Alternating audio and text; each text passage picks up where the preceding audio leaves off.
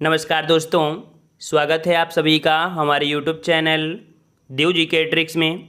तो दोस्तों हम लोग यहाँ पर हिंदी जो कि आपका पहला चैप्टर है हिंदी भाषा का सामान्य परिचय एवं प्रमुख बोलियाँ, और इस वीडियो का प्रत्येक पॉइंट एग्जाम में पूछा गया है। आप किसी भी एग्ज़ाम की तैयारी कर रहे हैं, इस वीडियो को देखने के बाद आपको ऐसा लगेगा कि हमें 100 बुकों की पढ़ने की ज़रूरत नहीं है, और आप 20 बुकें पढ़ लीजिए, 25 वीडियो भी देख लीजिएगा। जब कोई पॉइंट आपको ना मिले तब इस वीडियो को आप ज़रूर देखिएगा। तो चलते ही स्टार्ट करते हैं। अगर आप नए हैं तो चैनल को सब्सक्राइब कर लीजिए, और ऐसे ही आपको नोट्स भी बनाना है जो कि आपको जीवन में भी कभी हिंदी में दिक्कत ना आए। तो चलते ही स्टार्ट करते हैं। यहाँ पर आपका पहला पॉइंट है हिंदी भाषा की उत्पत्ति। पहला पॉइंट बनता है कि भाषा किस शब्द से बना है। तो भाषा संस्कृत भाषा की भाष धातु से बना है, जिसका अर्थ बोलना या कहना होता है।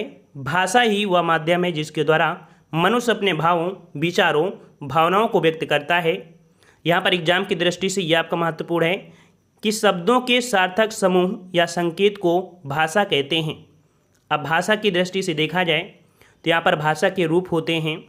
देख लीजिए कि अभिव्यक्ति की दृष्टि से भाषा के 3 रूप हैं। पहली भाषा आपकी है मौखिक भाषा, जो कि आप देखते हैं, जानते भी हैं। दूसरी आपकी होती है महत्वपूर्ण आपकी लिखित भाषा, कि भाषा का वह रूप जिसमें अक्षरों या चिन्हों की सहायता से हम अपने विचारों को लिखकर प्रकट करते हैं, उसे लिखित भाषा कहते हैं, जैसे लेख, पत्र, कहानी, जीवनी आदि। अब यहाँ पर आपका तीसरा पॉइंट है जो कि आपकी सांकेतिक भाषा है। सांकेतिक भाषा जिन संकेतों के द्वारा बच्चे, गूंगे, बहरे अपनी बातों को समझाते हैं, उन्हें सांकेतिक भाषा कहते हैं। कुछ विद्वान सिर्फ 2 ही भाषा बोलते हैं, बताते हैं कि 2 ही आपके रूप हैं, मौखिक भाषा और आपकी लिखित भाषा। अब यहाँ पर मौखिक भाषा क्या है, इससे क्या पॉइंट बन सकते हैं, तो समझ लीजिएगा।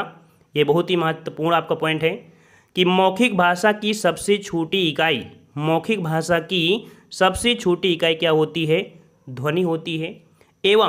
एवं लिखित भाषा की सबसे छोटी इकाई वर्ण होती है, याद रखिएगा। जबकि भाषा की सबसे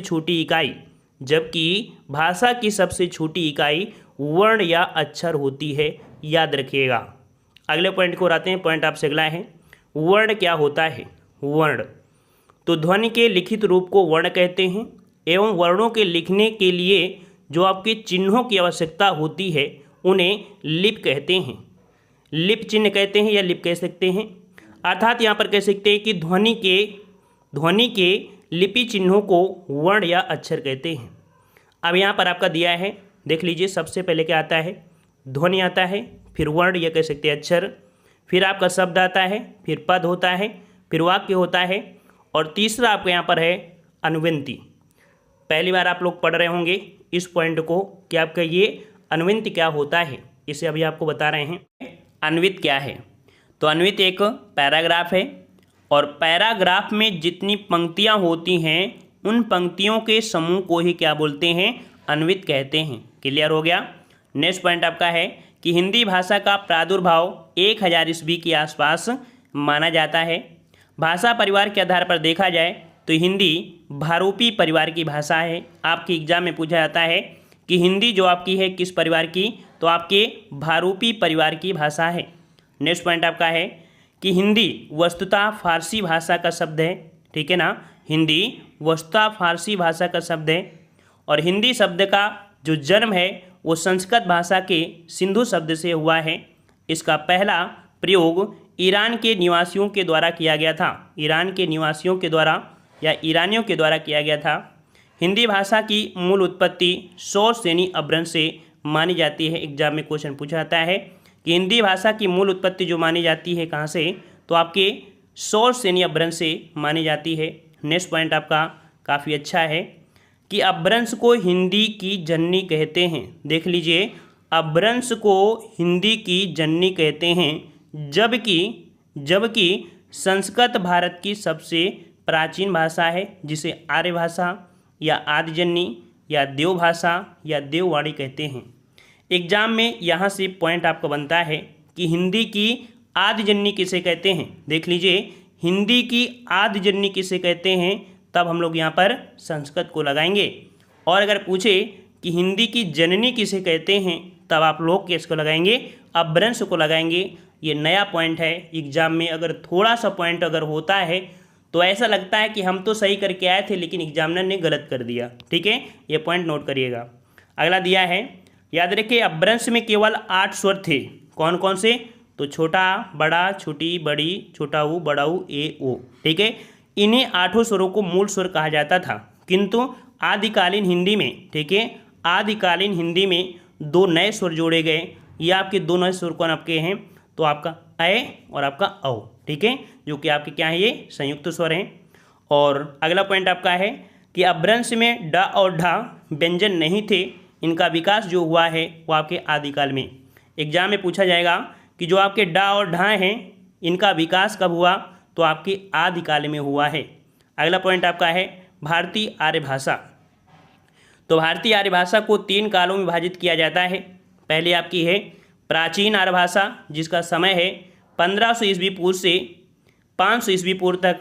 दूसरी आपकी है मध्यकालीन भारतीय आर्य भाषा, जिसका समय है 500 ईस्वी पूर्व से 1000 ईस्वी तक। और आधुनिक भारतीय आर्य भाषा जो आपकी है इसका समय है 1000 ईस्वी से अब तक। अगला पॉइंट आपका है, यहाँ पर देख सकते हैं हिंदी का विकास क्रम पूछा जाता है। तो यहाँ पर संस्कृत, फिर पाली, फिर प्राकृत, फिर अपभ्रंश, फिर आपकी हिंदी होती है। ठीक है, अगला पॉइंट आपका यहाँ पर नोट करिएगा कि अपभ्रंश और हिंदी के बीच कड़ी के रूप में भाषा का एक और रूप प्राप्त होता है, जिसे कुछ विद्वान अव्वाहट के नाम से जानते हैं। ठीक है ना, समझ आ गया ना। अपभ्रंश और हिंदी के बीच एक पॉइंट आपको गैप किया गया था ना, अव्वाहट। ठीक है, तो कुछ विद्वान अव्वाहट जो आपका है, ठीक है, तो विद्वान इसे अपभ्रंश ही मानते हैं। अगला पॉइंट आपका दिया है कि अव्वाहट नाम का स्पष्ट रूप जो उल्लेख है वो किसने किया है?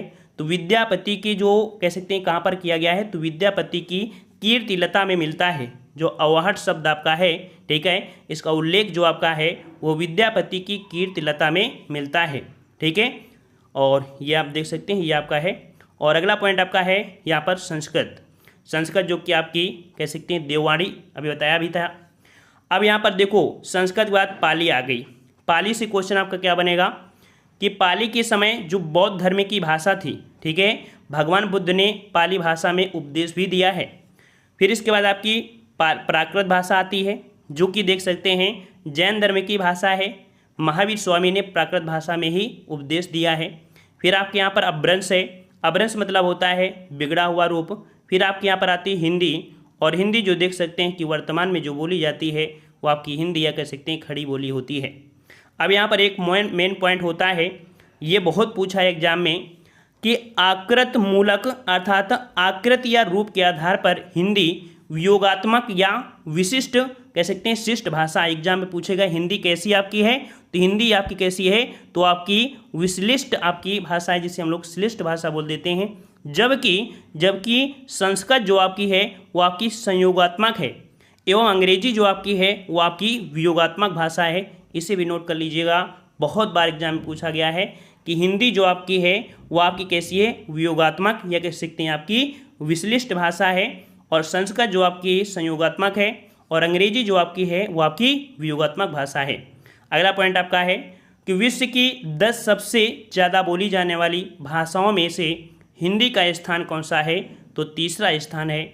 जबकि देखा जाए तो अंग्रेजी का प्रथम स्थान, और जो चीनी जिसे हम लोग मंदारिन बोलते हैं इसका स्थान आपका दूसरा है। ये भी पॉइंट आपका याद रखना है। अगला पॉइंट आपका है कि हिंदी को राजभाषा कहा जाता है। यदि राजभाषा का शाब्दिक अर्थ को देखा जाए तो इसका अर्थ है राजकाज की भाषा। ठीक है, क्वेश्चन आपसे पूछेगा कि भारत की राजभाषा का अर्थ क्या है? तो राजकाज की भाषा होती है, अर्थात ऐसी भाषा को जो किसी राज्य के राजकीय या सरकारी कार्यों के लिए प्रयुक्त किया जाता है। ठीक है ना, यदि ऐसा होता तो उसे राजभाषा की संज्ञा का नाम दिया जाता है। ठीक है, अगला पॉइंट आपका है कि हिंदी भाषा को देवनागरी लिपि में लिखा जाता है। इस देवनागरी लिपि को नागरी लिपि कहते हैं। ठीक है, देवनागरी लिपि में लिखते हैं, इसे नागरी लिपि भी कहा जाता है। देवनागरी लिपि ब्राह्मी लिपि का ही परिष्कृत रूप है। क्वेश्चन आपसे पूछा जाता है कि देवनागरी जो आपकी आई है वो कहाँ से आई है? तो आपकी ब्राह्मी लिपि से आई है। ठीक है, ब्राह्मी लिपि से आई है। जिस प्रकार से याद रखिएगा कि ब्राह्मी लिपि जो आपकी है वो आपकी बाएं से दाएं लिखी जाती है, उसी प्रकार देवनागरी लिपि भी जो आपकी होती है वो भी आपकी बाएं से दाएं लिखी जाती है। अगला पॉइंट आपका है कि 14 सितंबर 1949 को हिंदी को संवैधानिक रूप से भारत की राजभाषा घोषित किया गया था। कब किया गया था? 14 सितंबर 1949 को हिंदी को संवैधानिक रूप से भारत की राजभाषा घोषित किया गया था, राजभाषा। ठीक है, इसलिए 14 सितंबर को प्रत्येक वर्ष हिंदी दिवस के रूप में मनाया जाता है।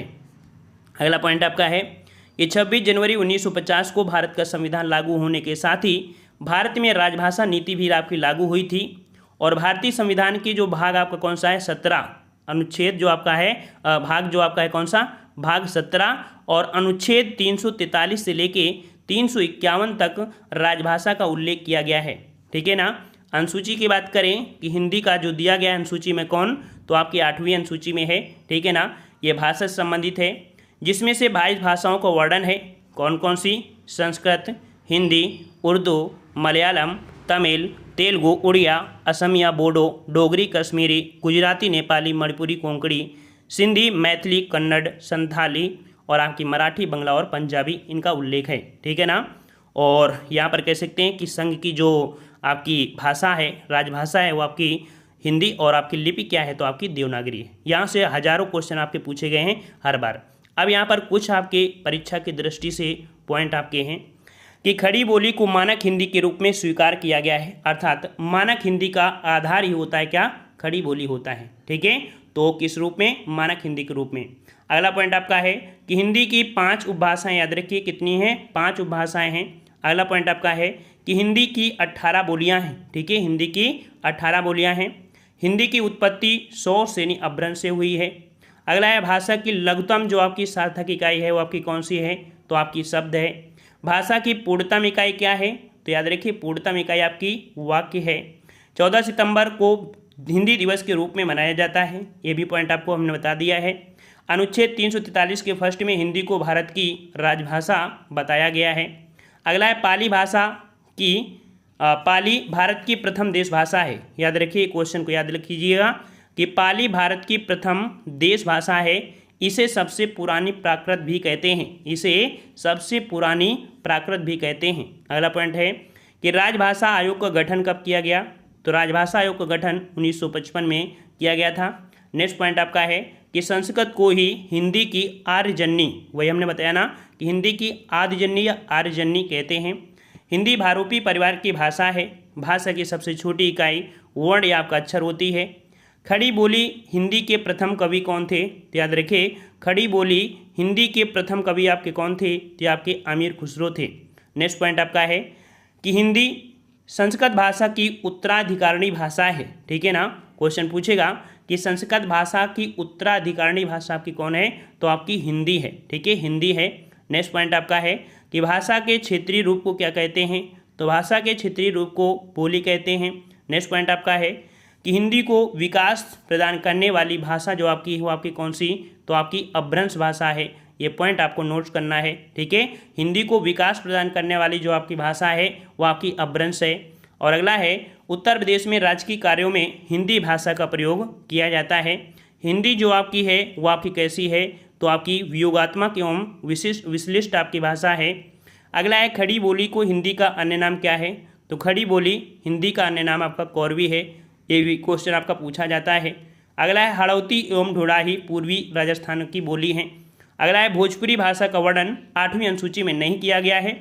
ठीक है, ये पॉइंट आपसे पूछा है, बल्कि इसे शामिल करने के लिए यहाँ पर चर्चाएं चल रही हैं। अगला है कि पश्चिमी हिंदी की सर्वाधिक प्रमुख बोली आपकी यहाँ पर दिया है, कौन सी आपकी ब्रज भाषा है।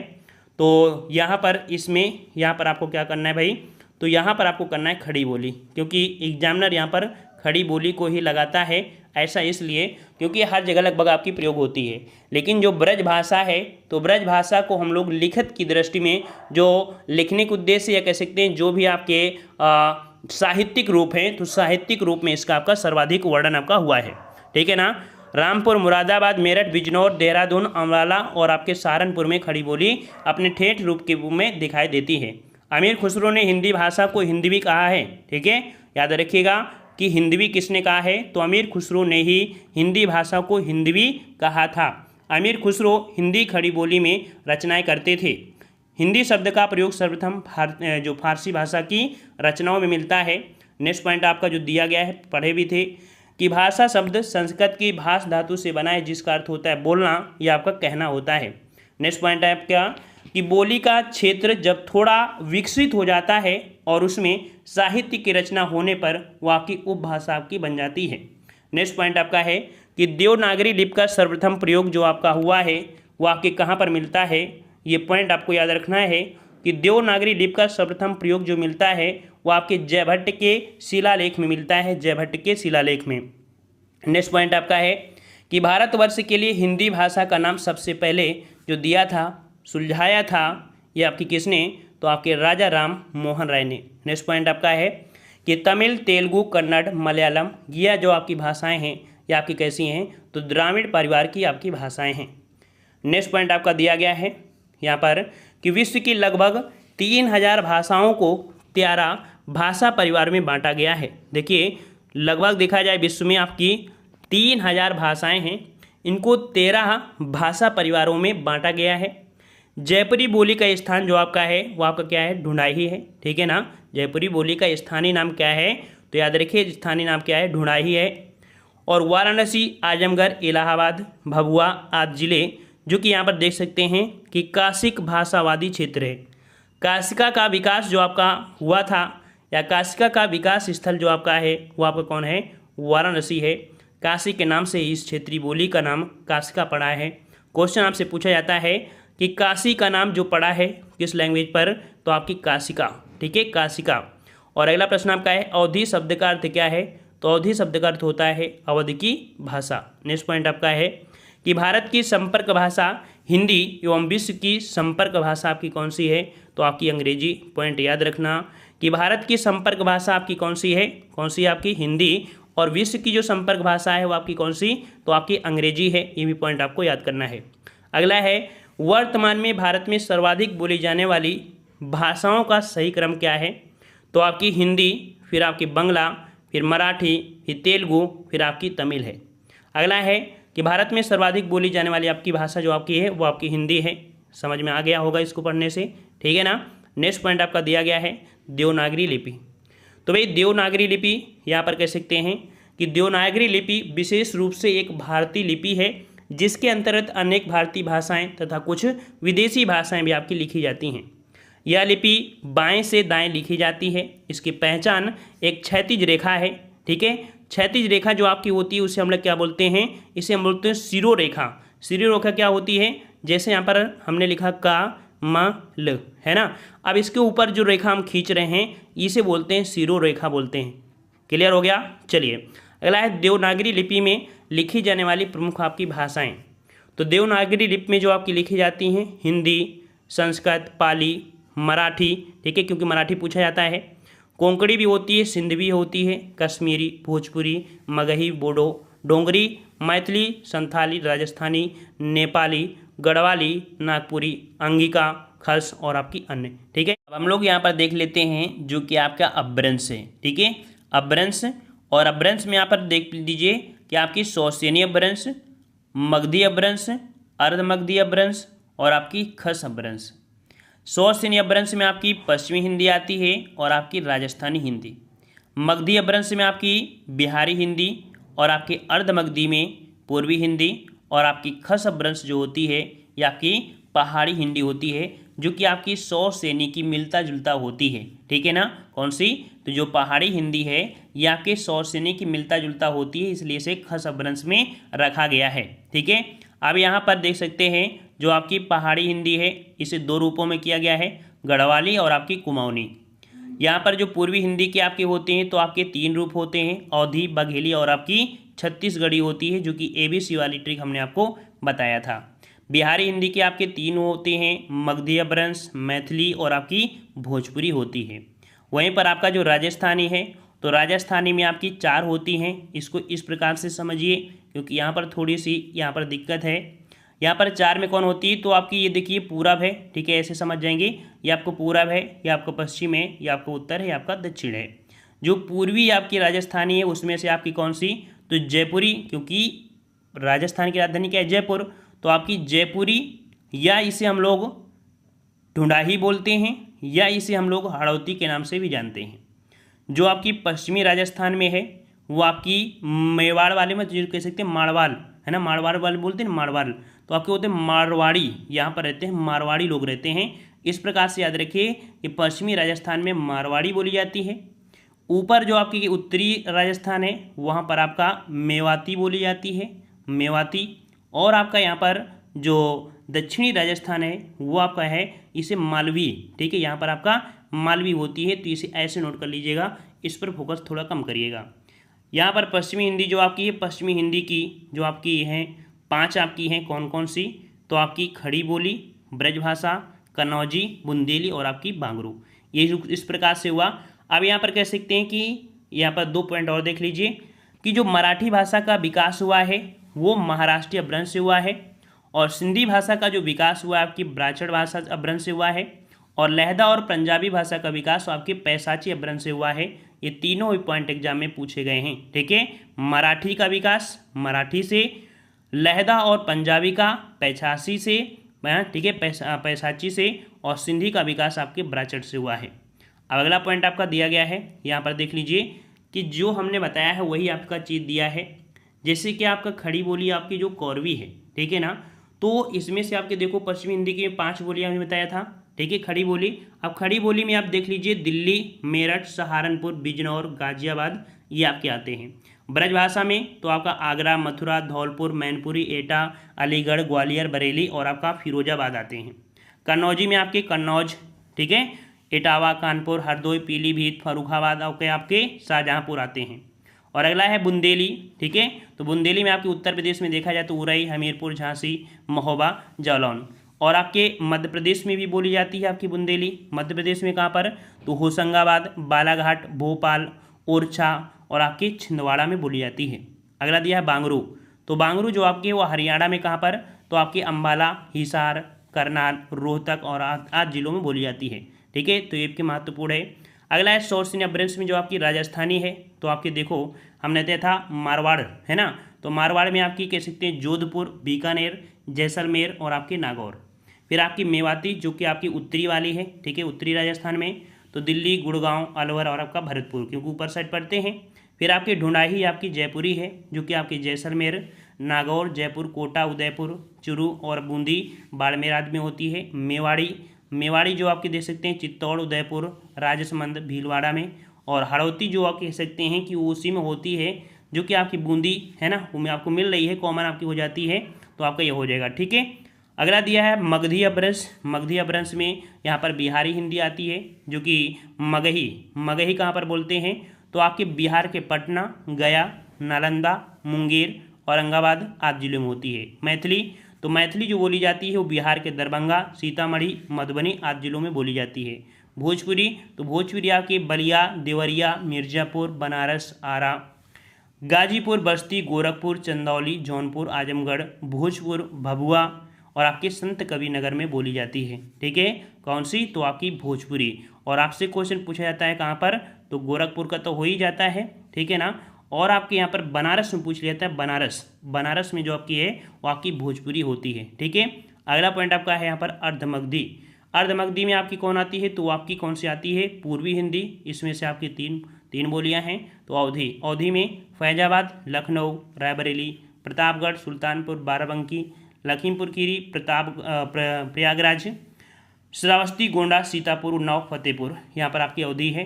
बघेली जो आपका है रीवा, जबलपुर, बांदा, चित्रकूट में है। छत्तीसगढ़ी बोली तो आपके छत्तीसगढ़ के रायगढ़, बिलासपुर, रायपुर, सरगुजा और आपके आदि जिलों में होती है। अगली है आपकी खस अपभ्रंश जो कि आपकी पहाड़ी हिंदी है, तो गढ़वाली क्षेत्र अर्थात जो आपका टेहरी क्षेत्र है, पौड़ी क्षेत्र पड़ता है, उत्तरकाशी, रुद्रप्रयाग, देहरादून, हरिद्वार, ठीक है। कुमाऊनी में आपकी आती है नैनीताल, अल्मोड़ा और आपका पिथौरा, ठीक है। अगला अब यहाँ पर दिया गया है विश्व हिंदी सम्मेलन।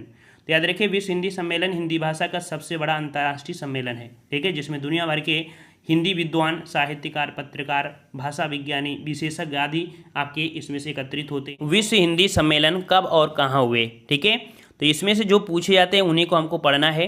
जैसे पहला, ठीक है, पहला जो आपका हुआ था यह आपके 10 से 14 जनवरी 1975 को हुआ था। कहाँ पर, तो आपके नागपुर जो कि आपके भारत में है, ठीक है ना।